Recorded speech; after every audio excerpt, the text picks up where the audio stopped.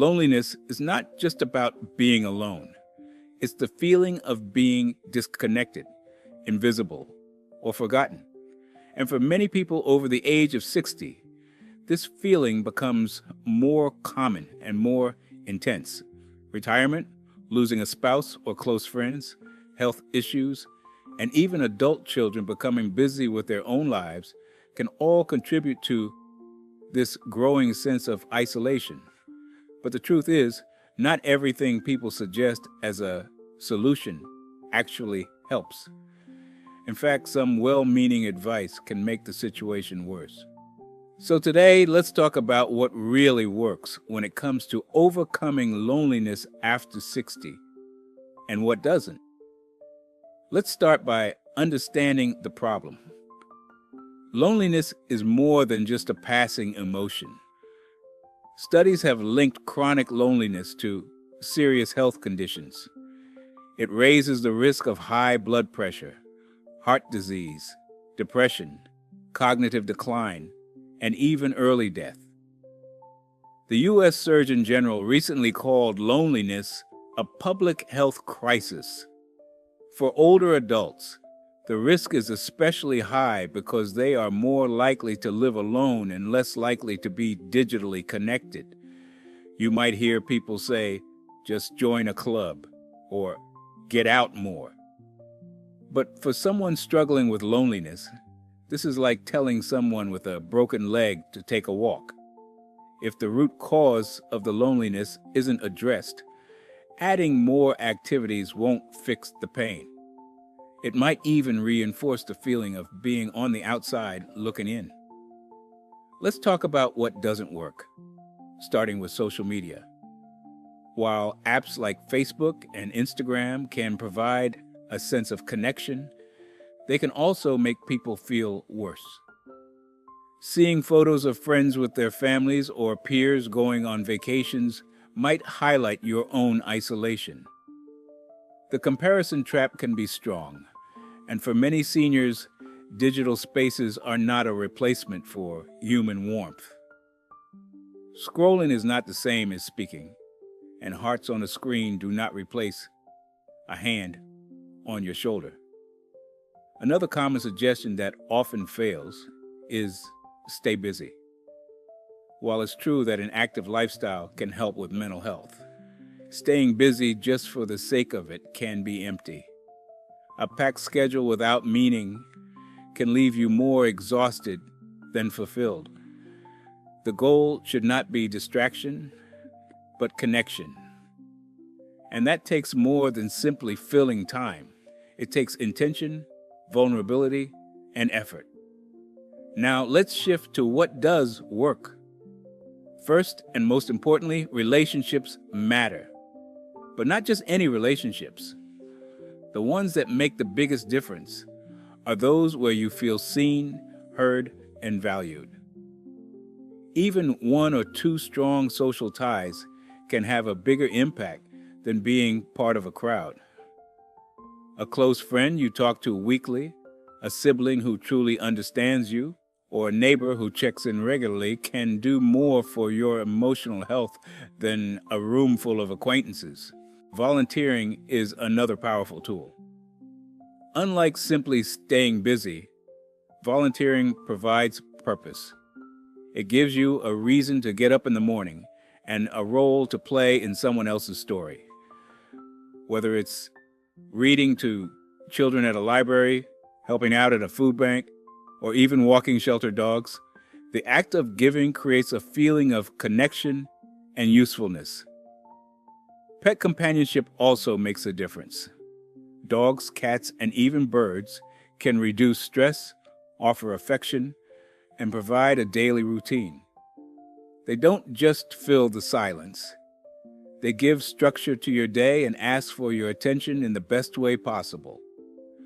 For many older adults, pets are a lifeline that prevents the downward spiral of isolation. Another overlooked solution is intergenerational friendship. Too often, seniors are expected to socialize only with other seniors. But some of the most rewarding connections come from mentoring younger people or simply spending time with different age groups. Whether it's through church groups, neighborhood events, or tutoring programs, these relationships can break the echo chamber of age-based loneliness. Community design also plays a role. Walkable neighborhoods, parks with benches, and shared gardens can lead to chance encounters that blossom into real friendships. Isolation isn't always a personal failure. Sometimes it's the result of how our communities are built. If your area lacks public spaces, it may be worth advocating for more age-friendly environments or relocating to a place that supports social living. Professional help can also be transformative. Talking to a counselor or therapist is not a sign of weakness. It's a way to process grief, explore feelings of worthlessness, or manage the fear of reaching out again. Therapy can provide the language and tools to rebuild confidence and reduce the shame that often accompanies loneliness. Telehealth and virtual therapy options have expanded greatly, especially after the pandemic. This means that even homebound seniors can get support without leaving their house. It's not a complete replacement for face-to-face interaction, but it's a start. Another helpful resource is joining support groups for people going through similar experiences, whether it's dealing with grief, chronic illness, or the transition into retirement.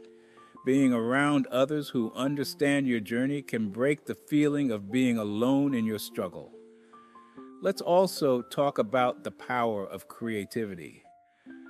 Art, music, and writing can be lifelines. You don't have to be a master painter or concert pianist.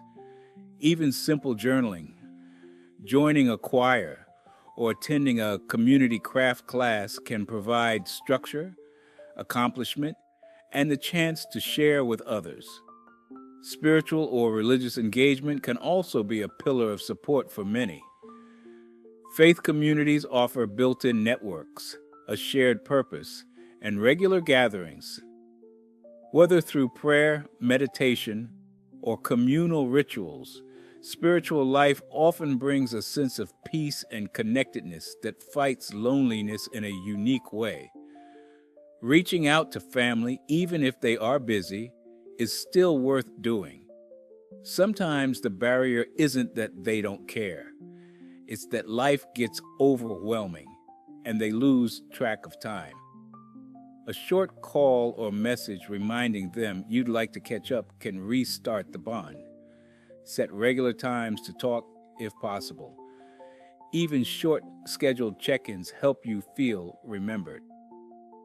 If you're someone who is trying to help a lonely parent or friend, remember that listening is more powerful than offering advice. Just being present, asking questions, and making time means more than suggesting quick fixes. Help them take small steps, like going for a walk or visiting a library. Don't push, just be there. Loneliness after 60 is not inevitable, but fighting it does take effort, and sometimes uncomfortable changes. It means recognizing when something isn't working and being open to trying something new. It means letting people in again, even if you've been hurt in the past. Not everything works for everyone. Some people heal through music. Others find peace in gardening. For some, one friend is enough. For others, a network is needed.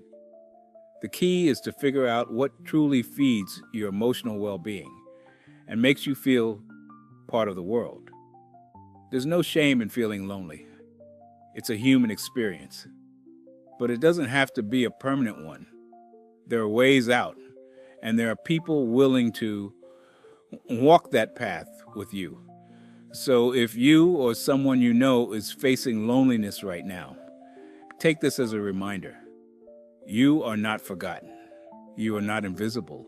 There is a future ahead with connection, warmth, and joy.